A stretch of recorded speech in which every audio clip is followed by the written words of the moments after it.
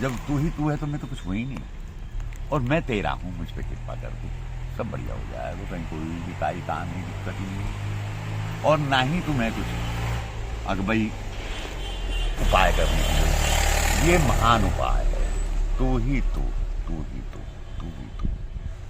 Mood भी खराब हो रहा तो तू ही तू, चलते फिरते बैठते उठते तू ही तू, मैं तेरा हूं, मुझ पे कृपा कर दो। धूप दीप जलाओ तब भी ये कह दो तुम मेरे हो या नहीं ये तो मैं नहीं जानता, पर ये पक्की बात है कि मैं तेरा हूं, कृपा कर दो। जब कृपा हो गई तो उसमें किसी चीज की कमी नहीं रहेगी और ना कुछ चाहिए, और जब कृपा होगी तो कुछ तुम्हारी हानि हो ही नहीं सकती, ये बात पक्की है। इतना ही अगर हमारे जहन में दिमाग में आ जाए तो हम योगी बन जाएंगे, कार्य करते हुए। जैसे राजा जनक राजपाट करते हुए भी महान योगी थे, राम का भी और भरत का भी निर्णय उन्होंने किया, और जैसे भोलेनाथ चाहेंगे, तो ये भी तो बात है। इसलिए सिर्फ हमें खुश रहने के लिए तू ही तू में आ जाएंगे, और जब तक दिमाग हमारा फिट नहीं हो रहा तू ही तू करते रहो। जब दिमाग ठीक हो जाएगा समझो तुम्हारे पास बहुत कुछ आ गया है। ये जरूर दिमाग हमारा शकुन में नहीं है, या तो किसी के पीछे भाग रहा है प्रेम जाल में, या किसी के प्रति गलत चल रहा है, तब तक हम चैन में आ नहीं सकते। जब हम कहते हैं ना तुम मेरी तरफ 3 उंगली क्या कह रही है, इनको क्या कह रहा है तेरी तरफ 3 चलेंगे, इसलिए हमने ये है कि हमें कैसे ही बने, हमें सकून और सकून बनेगा कब, सब बढ़िया है पर हम घटिया हैं। जब हम में तो कुछ बुराई छोड़, बुराई सब मतलब छोड़, अच्छाई सब गुण संपन्न है, यानी बुराई के सिवा और कुछ है ही नहीं। तो इसलिए जब हमें अपने अंदर कमी दिखने लग जाएंगी तो ये प्रभु की कृपा हो गई। दूसरे में कमी देखते रहने से तो तुम खुद अपने आप को नहीं सोच पाओगे, अपने आप को नहीं तोल पाओगे। तो हमें क्या करना चाहिए? भगवान श्री राम ने वशिष्ठ जी से कहा कि प्रभु गुरुदेव हमें क्या करना चाहिए? अपने आप को संयम बनाना चाहिए और सब ठीक होता जाएगा जी। ये बात। तो सबसे बड़ा गुरु है कौन? गुरु उन्होंने क्या कहा? अपने गुरु पहले तो खुद बनिए, और गुरु परमेश्वर है। ये जो है ऋषि मुनि जो गुरु बने हैं पुराने, इन्होंने किसी माता से जन्म नहीं लिया जी। ये स्वयं मानसिक से बने हैं, ब्रह्मा से प्रकट हुए हैं जी। गुरु तो सिर्फ एक वो ही है, परमेश्वर। हाँ, फिर उसमें साथ में ये कहा है तुम किसी को भी गुरु कहोगे मेरा आशीर्वाद मिलेगा, मगर या तो कर्मकांडी हो या जन्म से ब्राह्मण हो। क्योंकि मैं ब्राह्मण का मुख हूं, क्षत्रियों का मैं बाजू हूं, और ब्राह्मण का तो मुख हो गई। जो ब्राह्मण कहते हैं वो मैं पूरा करता हूं। प्रसन्न रहना आसान नहीं है जी। और जो प्रसन्न रह लेता, अब देखो घर में एक बात छोटी सी बताते हैं कि जनानी को हर एक को आभूषण, अच्छे वस्त्र क्यों धारण करने चाहिए? एक तो इसलिए धारण करने चाहिए कि सुंदरता बनेगी आभूषण से और वस्त्र से। जी। अगर आभूषण कितने भी पहना दो और वस्त्र नहीं पहने तो बेकार, कुछ भी नहीं लगेगी। जी। वस्त्रों के साथ आभूषण भी पहनेगी तो सुंदर लगेगी, और सुंदर कौन है? लक्ष्मी जी।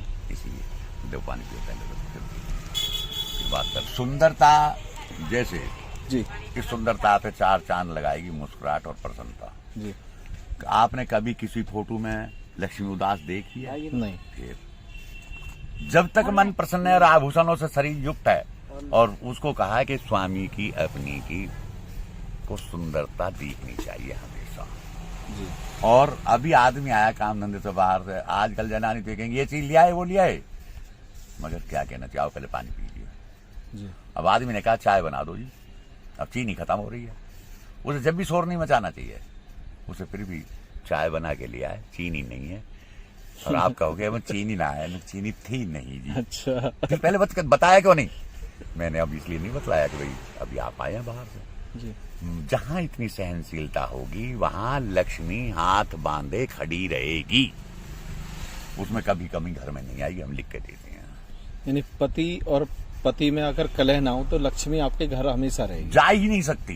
अगर कलह होगा तो लक्ष्मी, उसका दूसरा रूप आ जाएगा लक्ष्मी का, अलक्ष्मी, कर्कशा, जिसको उस नरक में भी चैन नहीं रहने देते। अच्छा। नरकवासी भी कहते हैं इसे कहां से लिया या भगाओगे। अच्छा। सुख चैन समाज जो हम काट तो रहे हैं बखत अपने, ये यहाँ भी क्रांति बंद करेगी। अच्छा। इसलिए जनानी को हमेशा प्रसन्न और मुस्कुराहट के अंदर होना चाहिए। और इसके साथ क्या बताइए, आभूषण और वस्त्र और श्रृंगार ये तब शोभा देगा कब, जब वाणी की भी सुंदरता होगी। जी। और जब वाणी की सुंदरता कब होगी, जब मन प्रसन्न रहेगा, एकाग्र रहेगा। अब मन भटक रहा है कहीं तक, कहीं किसी के पीछे, तो क्या आदमी उसका लगता है, क्या कोई सास ससुर लगता है। बिल्कुल। घर में जनानी कैसी होनी चाहिए। अभी घर जनानी के 2 बेटा हैं, 1 बेटी है, जी। पति है, सास ससुर है, स्वयं है। जी। अब ससुर ने कहा, ए बेटी बिमला ये लाना, अभी लाई पापा जी। उधर सासू ने कहा, मेरा पानी नुका, अभी ला रही हूँ मम्मी जी। जी। उधर बच्चे ने बोला, मम्मा ये चीज है, अभी आई। आदमी अपने कर्म पे सही चल रहा है, वहां धर्म बना रहेगा। धर्म कौन है? साक्षात भरत और राम। भरत को इतना बड़ा पद दिया है कि उस जैसा भगत कोई, मतलब जो है धर्म का जानने वाला कोई नहीं हुआ, ना होगा। और वशिष्ठ गुरु जी ने क्या कहा कि भरत जो तुम भी कर लोगे वही धर्म बन जाएगा। धर्म वही बन जाएगा जिसे तुम चल दोगे, कर दो, अच्छा। वही धर्म हो जाएगा। फिर जय माता दी। आओ जी, जय माता दी। मांगने के लिए जी। धक्के खाने पड़ते तभी कुछ मिलता है। अच्छा। यानी धक्के क्या है, जीवन का संघर्ष है, भगते भगते इसमें। अच्छा। 5 तत्व हैं जी। इनमें से इसे 5 प्राकृति भी कहते हैं। जी। प्राकृति है 5 जी। प्राकृति। इन्हीं 5 प्राकृति से ही मनुष्य का शरीर बना है। कोई भी जीव का शरीर इसी से बना है। जी। जी। आकाश से शब्द, वायु से सपरस, जल में से शीत, अग्नि में से तेज और पृथ्वी में से कठोरता। एंड में इन्हीं के सुप्रत कर दिया जाता है, इन्हीं में से लिया जाता है। इसलिए इतना ही ध्यान रखें। और हम कितना भी कुछ बन जाओ, पल भर में ही आदमी कुछ बन जाता है, पल भर में ही कुछ। एक दिन आसाराम बाबू उछल कूद के क्या क्या नजारे दिखा रहे थे, आज बेचारे 4 दीवारी के अंदर बंद पड़े हैं। ये समय का खेल है। ज्ञानी आदमी दुराचारी हो सकता है, क्या समझो सुमन जी? ज्ञानी आदमी दुराचारी हो सकता है और भक्त आदमी कभी दुराचारी नहीं हो सकता। अच्छा, वो कैसे? ज्ञानी तो अपने मद में है, भक्त तो कुछ नहीं सोच रहा, मैं तो भगवान ठाकुर जी को जल चढ़ा नहीं चढ़ाना है, वो ना सुने काई की भी। जी। और जो ज्ञानी होता है वो तो सब अपना ज्ञान बुना उधेड़ी में लगा रहता है। और ज्ञानी आदमी धोखा खाता है। जितना ज्यादा सियाना बनता है उतना ही ज्यादा, जितना आदमी मृत्यु से भागता है और मृत्यु उसी के उतना ही नजदीक आ जाती है। वो अपनी मृत्यु के साथ अंदर ही वहीं पहुंचता चला जाएगा। जितना दूर भागेगा उतना नजदीक जा रहा है उसके। ये भी बात पक्की है। जी। मृत्यु से जो भागता है वो मृत्यु की तरफ ही जाता है और नजदीक।